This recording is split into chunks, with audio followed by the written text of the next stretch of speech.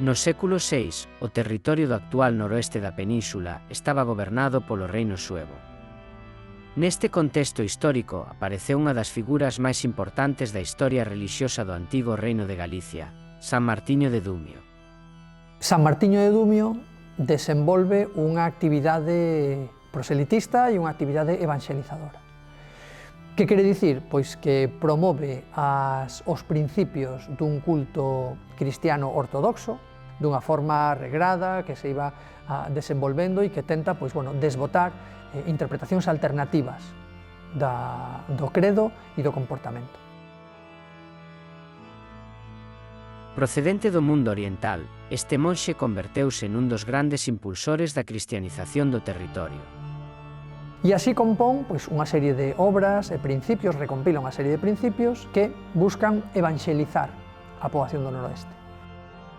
Na Galicia altomedieval moitas comunidades rurais continuaban practicando ritos vinculados á natureza. Bosques, fontes ou encrucilladas conservaban un profundo significado espiritual. Credades en Deus, que el vos amparla. Para combater estas prácticas, Martiño de Dumio escribiu unha obra coñecida como De Correctione Rusticorum. Neste texto criticaba costumes populares que consideraba contrarios á fe cristiá. E que recompilan unha serie de principios que recomendan os comportamentos, condenan uns comportamentos que se virían producindo nas comunidades rurais do noroeste e recomendan outros que teñen que seguirse.